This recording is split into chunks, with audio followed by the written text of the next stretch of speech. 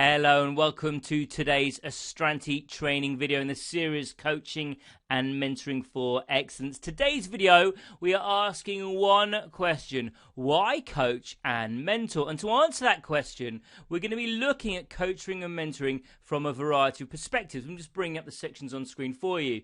And you can see the three perspectives we'll be looking at are the individuals, the teams, and the organizations. After starting off with the introduction, we'll then look to apply that to finance and see how mentoring and coaching works in the world of finance before finally finishing off with how to create a coaching culture. But we're going to begin at the introduction section, and we're going to kick off introduction with a couple of quotations on mentoring and coaching. The first: a mentor is someone who sees more talent and ability within you than you see in yourself and brings it out of you. And for coaching, I absolutely believe that people, unless coached, never reach their maximum capabilities. So you can see there a couple of quotations singing the praises of both processes that we look at throughout this series. Now, what we can also see is the benefits of effective coaching and mentoring can be huge for the individual,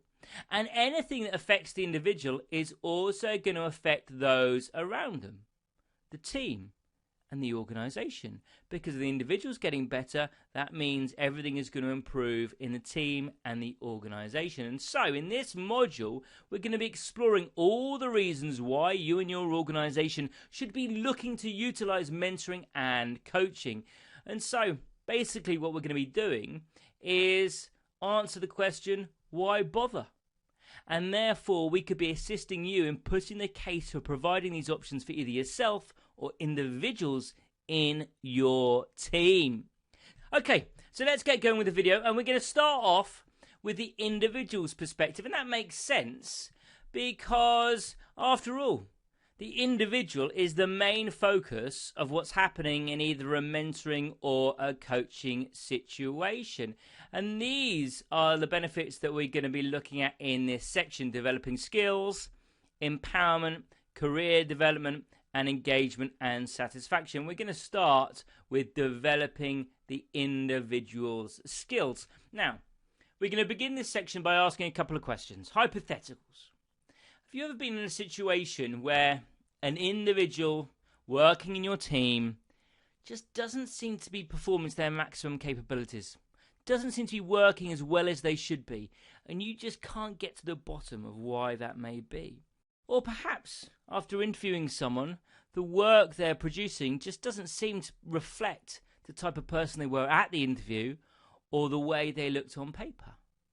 Well, this is exactly where coaching and developing can help, in developing these individuals' skills. So let's kick off firstly with coaching.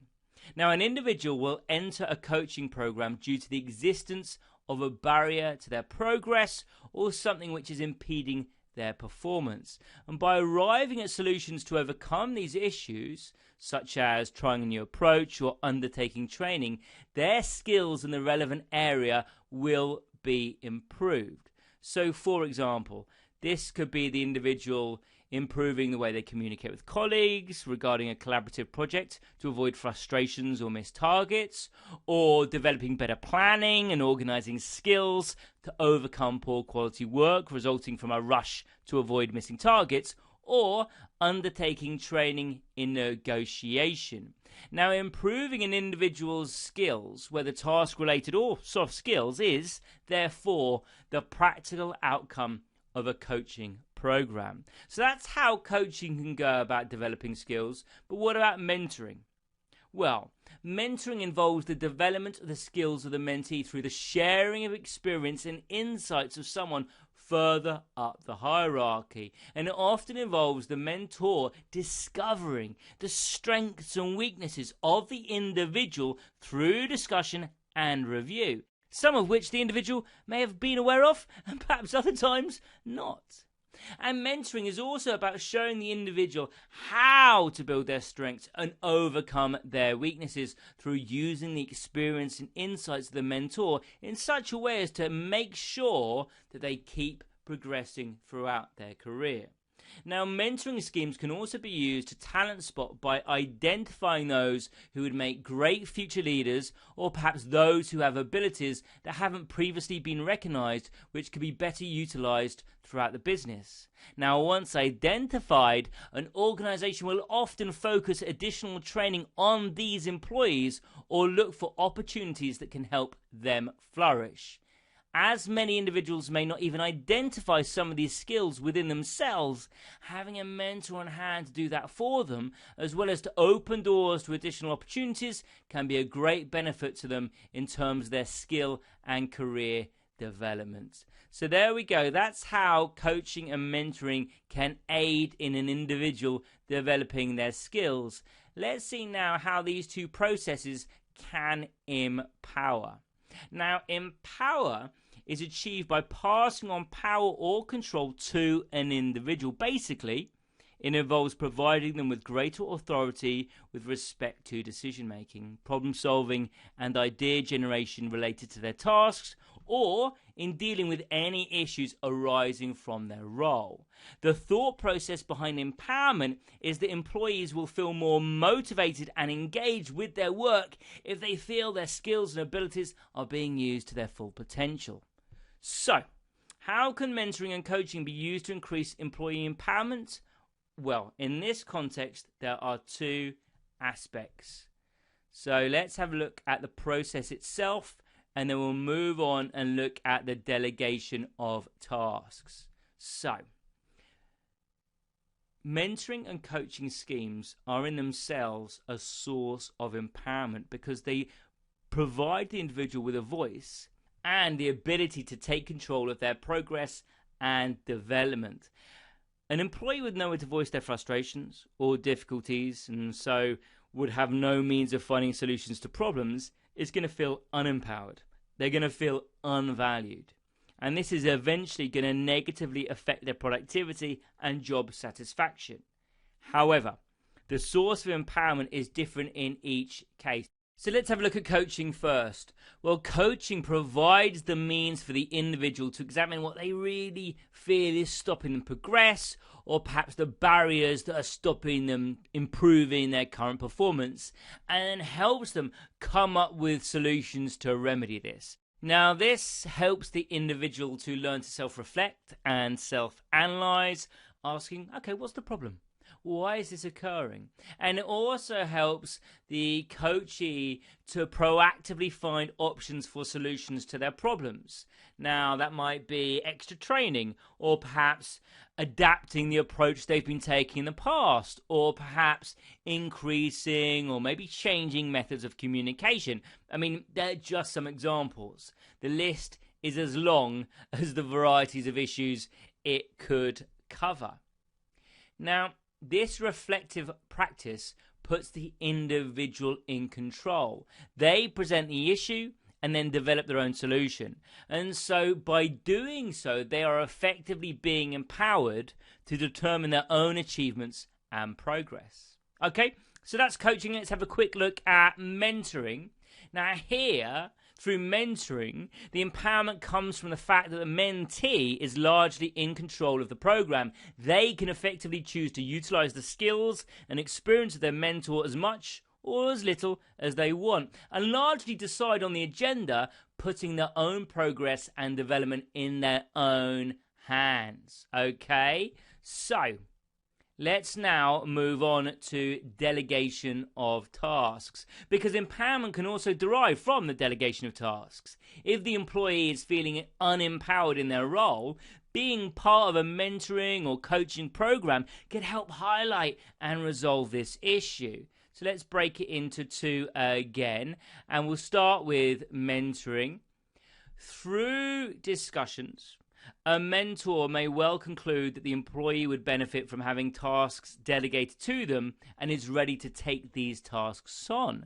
The mentor could suggest tasks in particular that they feel will be suitable and encourage the mentee to approach their manager about these. Now, coaching may also arrive at the same conclusion that the individual should request that certain tasks or more authority are delegated to them, Alternatively, the two processes could also identify the skills that the individual may need before effective delegation can occur and set about making sure that these are obtained. Now, in both cases, identification of the need for greater responsibility enables the process to begin and helps to avoid the frustration of not feeling empowered enough.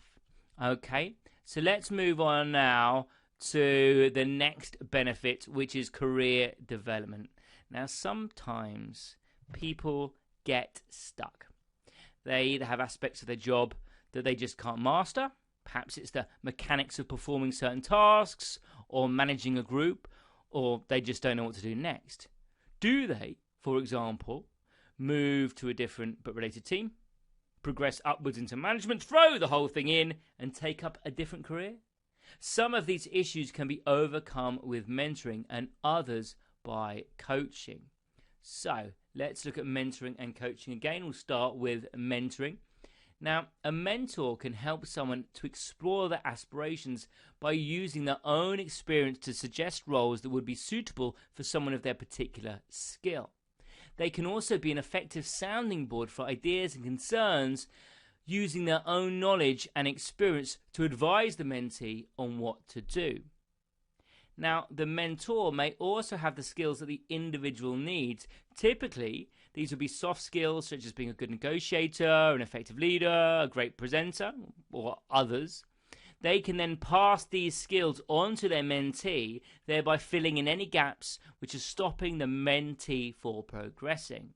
And a mentor is also going to have their own network of contacts which they could introduce their mentee to in order to help them to progress their career.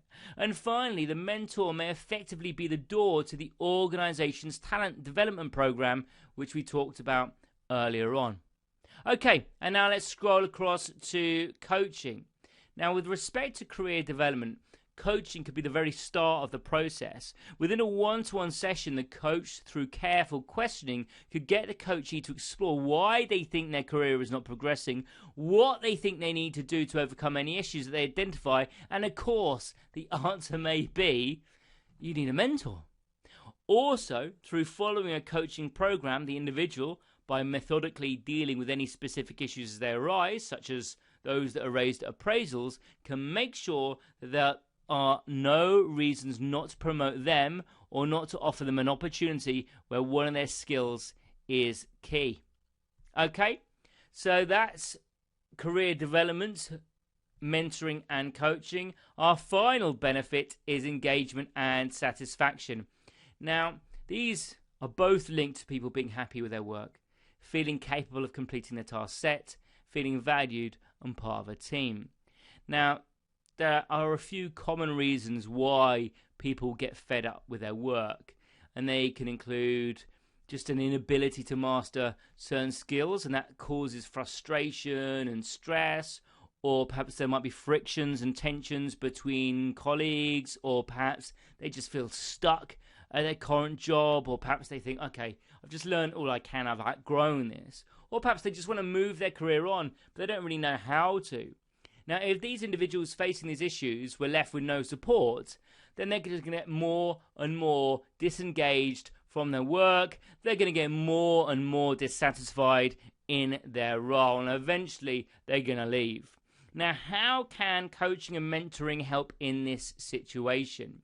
So through coaching, the individual can be encouraged to identify the issues and find solutions. Removing the causes of frustration and dissatisfaction is going to inevitably work to maintain or improve levels of engagement and satisfaction. And similarly, mentoring provides the individual with a sounding board to explore issues, and the mentor can provide advice and guidance as to how the mentee can overcome them.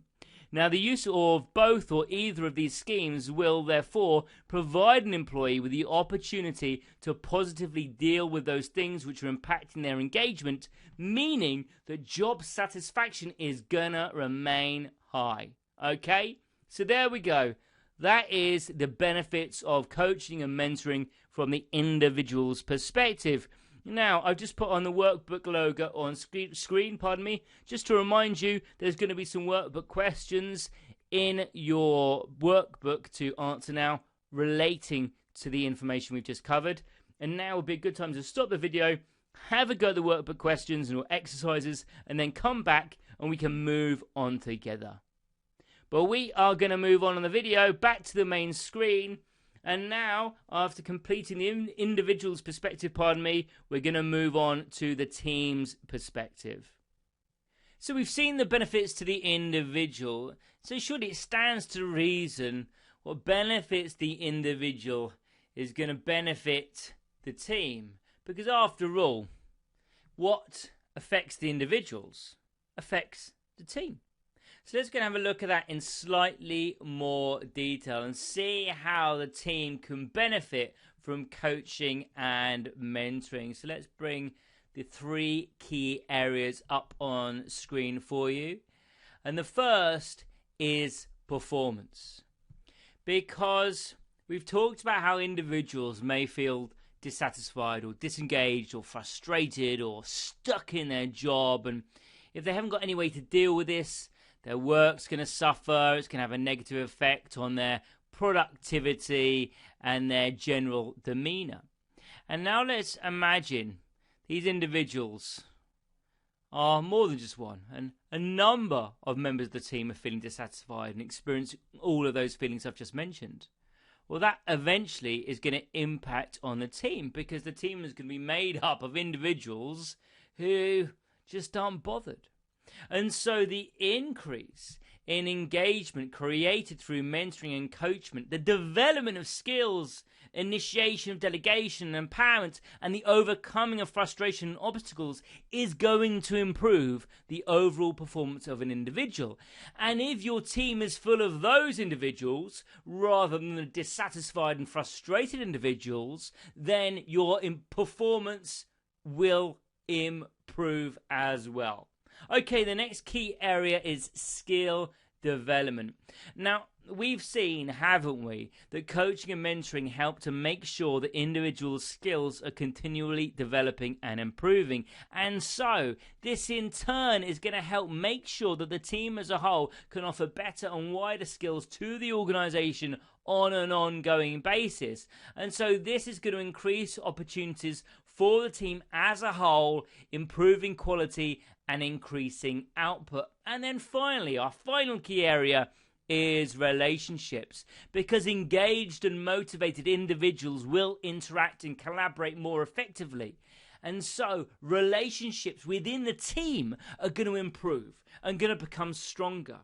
And if there are issues here, then obviously mentoring and coaching are ideal ways through which to overcome the problems with relationships. So, there we go. That's how coaching and mentoring can improve your team's performance. Before we move on to the organization's perspective, there is, of course, workbook exercise for you to complete before coming back to this video and moving on. But we are going to move on to the organization's perspective. Okay, so we've seen that mentoring and coaching for individuals in turn has positive repercussions for the team. So we can probably guess, can't we, that in turn is going to have benefits for the organization as a whole as well. Now, the scale and nature of these benefits really depends on the breadth of the schemes across staff and the levels within the hierarchy that it is focused on. However, there are 3 typical benefits we can look at in this section. The first is enhanced focus on organizational goals and objectives. The second is improved retention and succession planning. And the third is in building relationships. But let's start with enhanced focus on organizational goals and objectives. Now, as we looked at in a previous video, the overall focus of coaching is to adjust an individual's performance to that required by the organization. And following this through, therefore, means that by employing a coaching scheme across the entire workforce, the business is making sure that it's going to meet its own goals and objectives, because it's actively removing any barriers being experienced by its staff. Now, mentoring is also going to support this outcome, because a mentor is going to be looking to provide advice and guidance in order to be able to make sure that their mentee is succeeding and progressing at the organization. And for this to happen, it means that they are working in line with the goals and the expectations of the business. So basically what we're saying here is that coaching and mentoring mean that staff are working in a way the organization wants, and so everyone is moving forward in the same direction. It's a win-win all round. Okay, our second benefit is improved retention and succession planning. Happy staff tend to stay at organizations. We've already seen that mentoring and coaching can have positive impacts on engagement and satisfaction, and that means that these programs will help organizations to retain staff on a long-term basis. Now, according to an article in Training Magazine, retention rates can be 50% higher in organizations where a mentoring scheme is in place as opposed to where they are not. And this also then helps to keep the skills and knowledge within the team. Also, with respect to the opportunities that mentoring schemes in particular can create for spotting skills and potential discussed earlier, having a mentoring scheme in place can help with succession planning. And that's because mentors can identify individuals that would be a good successor to a current manager. And that means that they can receive the relevant training and development ready for a vacancy to arise. And that means for the organization that when they do have a vacancy for a manager, there's someone that's ready, able, and willing and capable to fill that vacancy from within the organization. Now, in some organizations, that may then mean that there is effectively a known talent pool to choose from. And in terms of benefits to the organization, again, this makes sure that skills and knowledge are retained within the business. The individual filling the vacancy is already versed in the organization's ways, so there won't be any disruptions to culture, and it greatly reduces the costs involved in seeking staff from outside. And our final benefit to the organization is building relationships. Now, coaching and mentoring are often provided by individuals from outside the team. Where the coach or mentor works outside of the team, but still within the same organization, this helps to build cross-functional or cross-divisional relationships. Where someone further up the hierarchy is mentoring someone, this also helps to build relationships vertically within the organization. And the effects of these relationships include increased communication across and vertically within the business, and senior managers are going to be better able to understand issues that are felt lower down the business and potentially vice versa. Now, mentors or coaches in one area of the business may become more aware of the issues faced in the department represented by their mentee or coachee, or perhaps just gain an understanding of what another team actually does. And again, this may flow in a two-way direction. And another benefit is there's going to be increased buy-in to the organization. Mentors and coaches tend to build a strong relationship with their mentee and coachee in terms of trust and support. And the value gained from these relationships is going to encourage those involved to stay. Further, the advice and support provided will be with a view to the individual progressing within the business. Hence, it will be in line with the business's expectations, thereby increasing the mentee or coachee's buy-in to its mission and vision. Now, all of this helps to unite the workforce behind common goals, reduce conflict, and make sure that better business decisions are being made, and potentially increase innovation due to the increased flows of ideas and suggestions. So there we go. That's the positive impact of mentoring and coaching on the organization. And as always, there's a workbook exercise for you to fill in or complete, all linked to what we've just covered and your own professional life. What we're going to do, though, now, after you've done that, is move on to look at what we've covered so far in this video actually relates to finance. And the first benefit is retaining knowledge, which is one you may recognize from a previous video, but it's also applicable here. Finance personnel, whether they're in a finance team within industry or in public practice, are going to gain a lot of product, process, company and industry specific knowledge over time. Now, whilst the benefit to the individual of coaching or mentoring could be as simple as overcoming an obstacle in performing a task effectively, the fact that this may remove frustration which could lead to them leaving provides the benefit of keeping all of their other knowledge and experience within the team and within the organization. So that's how it helps an organization and team retain knowledge. Okay, let's move on to this benefit, which is working between teams. Now, it can be easy for financial teams to be seen as separate from the main functions, or perhaps even distrusted or disliked by the other departments. Maybe, for example, the finance department is seen to set unrealistic budgets and they're constantly seen as saying no, and perhaps others think they have no understanding regarding the rest of the business. However, as we have seen, coaching and mentoring in particular can involve mixing within teams and encouraging greater understanding of and appreciation for the roles finance staff and non-finance staff perform within the business. Okay, another benefit is skill development. Now, many finance teams work very collaboratively and interdependently, both in a finance department and in public practice. There is therefore an obvious connection between increasing the skills of the individual feeding through to benefiting the overall performance of the team, such as better planning, improved communication, or more effective collaborative working. For a team in a finance department in particular, this has a flow-on benefit for the organization. Due to the nature of the work being undertaken by the finance department, the organization would then benefit from improved or more timely information on the basis of which better decisions can be made. So there we go. That is the benefit to finance. What we're going to do now is have a look at our finance exercise. So what I'm going to do is bring some scenarios up on screen for you. And what you have to do is to decide whether coaching is going to benefit the individual or the team or the organization. But beware, because often there's going to be more than one correct answer. So here we go. Here's all the scenarios on screen. So what I'm going to ask you to do is to pause me, answer this question in relation to the scenarios, and when you've done that, unpause me and we'll work through the answers together.